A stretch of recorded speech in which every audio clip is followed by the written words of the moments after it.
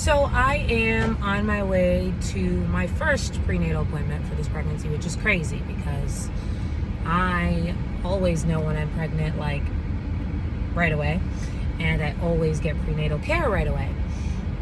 And this time it's been a little bit of a different situation, and I want to share this because I feel like I hope that it can benefit somebody else to know that they're not alone and to know that there are ways to cope with fear that would try to set in.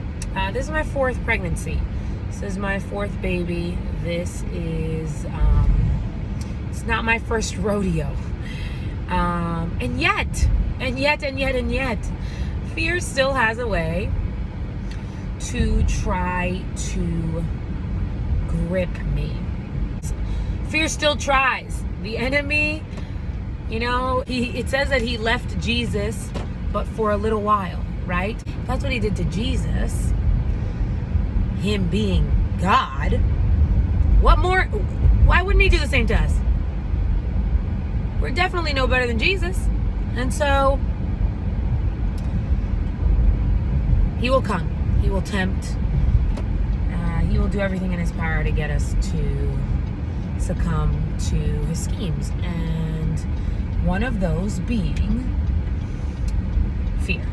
I think the biggest one when it comes to moms is fear. So what am I afraid of? Well, this is the first time that I don't have like a guaranteed home birth. This is the first time that I am having to navigate the other options that are afforded me. I am having to really go to the Lord about it.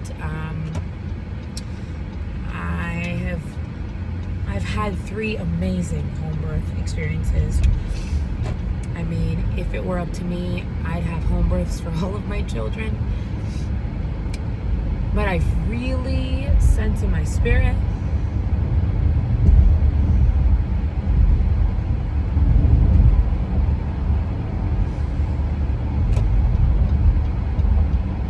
sorry, I'm merging. I really sense in my spirit that God is asking me to do something different this time.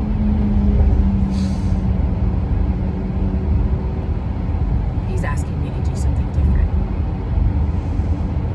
He's asking me to trust him.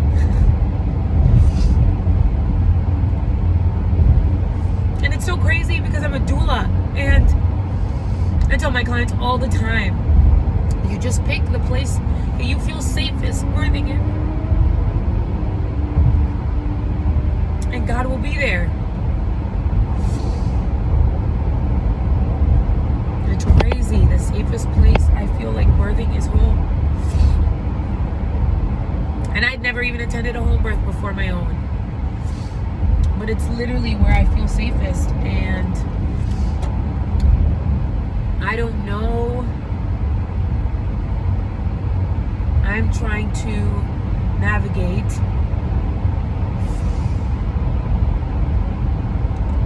finding safety in a different birth location, a birth center or a hospital.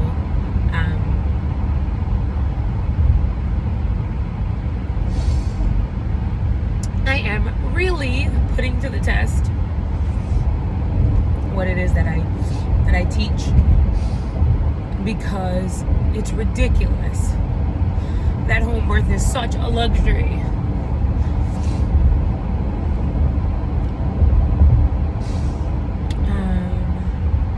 But also, I feel like there is such, I'm crying about it now, but it would be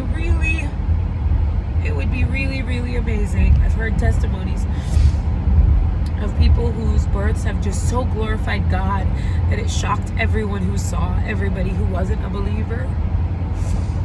And I'm constantly telling God to use me. And so I shouldn't be shocked then when he does.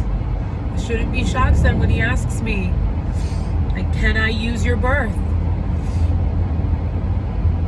He's given me 3 amazing births where it's just gone how I wanted it to.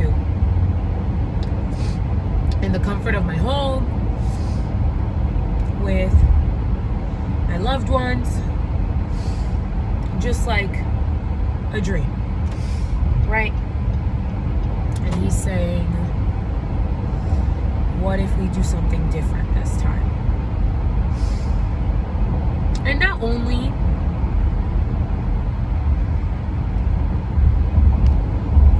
and so it's pushing me, and I think the reason that it has me so on the fence is because I haven't made the time to be able to be in intimacy with him about this. I say that I want the time, I say that I want to do it, but I always find something else to pray about. I always find something else to dig into. It's always like my last little tag-on prayer. Oh yeah, by the way, let me figure this birth thing out this time around. So it's just a lot, because I know that there are things I can be doing, and there are things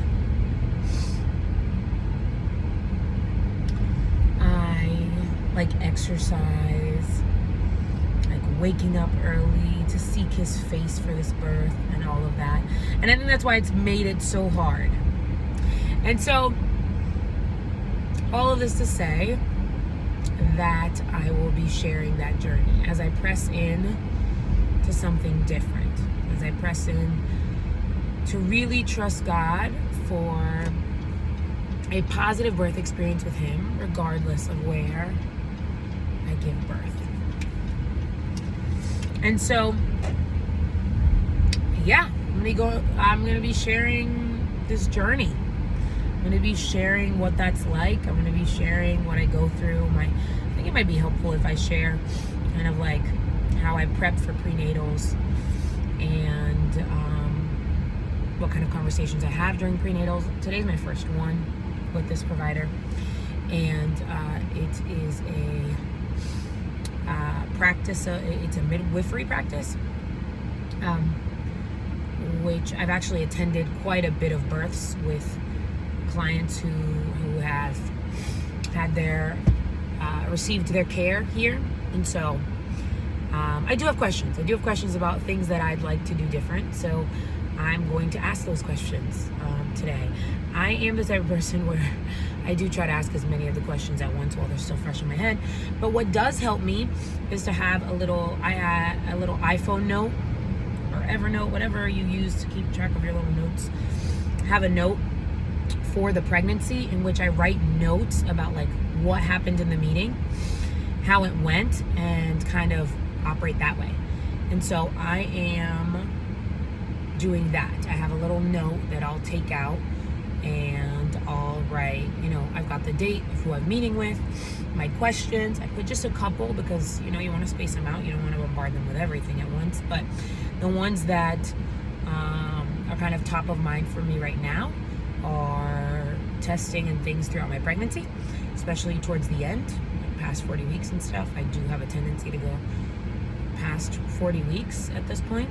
I'm 2 for 3. So kind of their process around that and all of that fun stuff. So that's what I'm going to be talking about today. And I'll be sharing how it goes. I'm such a big... I tell my clients that birth advocacy is so important, that it starts with you and it starts in your prenatal visits, and you have to be the one willing to have the conversations and stuff. And so I've had those conversations with my home birth midwives. It's just been, I will be honest, it's just been easier because I'm always, when I interview midwives, I'm always so cautious to see. I'm always so big on seeing what their philosophy is around birth and making sure they're open with my desire to be as minimalist as possible. And they have been. And so just as God gave me that favor with my 2 midwives for my home births, I have faith that he will give me the same favor here, even if this is a practice of midwives that are not attending birth center. Even if this is, these midwives have much more experience with hospital and birth center births. And right now there's just a huge thing going on in my city with the dynamic between the hospital and the midwifery center, and the kind of tension and politics that are associated with that I have seen as a doula, and my clients have been have had to succumb to. But it is what it is. We got to navigate these things. We got to have conversations. This isn't like a doomsday story. Like I trust that my birth is going to be amazing. Like, even as I'm saying this, even as I've cried in this video, I've just been like, wait, but God has always been faithful. I mean, my second birth was not the exact home birth experience I'd anticipated, but I held on to faith. And even with my transfer to the hospital after giving birth, I just held on to God's promises that it was going to be okay. And it was, because he is that good. And I was home the same day, had my baby in my arms, and I'm really grateful that I live in the city of the only birth center in the state. And so I'm pretty blessed. I'm very blessed. And so, honestly, I'm not on here to complain. I'm on here, I guess, just to share, like, I'm having to navigate some different things, even this time around. And the enemy would try to instill fear that, like, it's not going to work out. It's different, so it's going to be bad. And different doesn't mean bad, okay? And it may be harder, right? Having to have more conversations for myself. But again, that doesn't mean bad.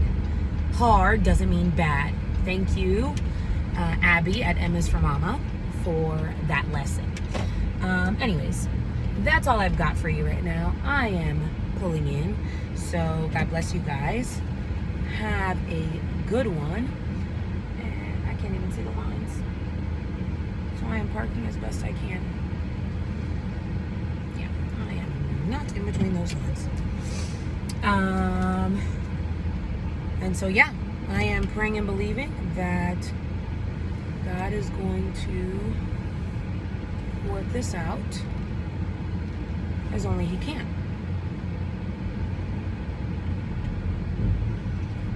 Okay. Again, I am not seeing these lines. They're just so faded. This birth center gets lots of business. Lots of people coming in here. Lots of people have to travel a lot farther than I do to get here. So it's a blessing. All right, you guys. Bye. Hey, Mama. So thanks for sticking around to watch this vlog of what pregnancy has been like with baby number 4 for this season, for this time, while I'm sharing about this awesome birth story. I am offering my online childbirth education course for as little as $1 to give you access through the end of the year to get yourself educated on birth and pregnancy and postpartum, so that you are prepared to have a supernatural, positive birth experience with Jesus. And so I hope that you'll take advantage of that. The link is down below. Thanks so much for sticking around to watch this video till the end, and we'll see you in the next one.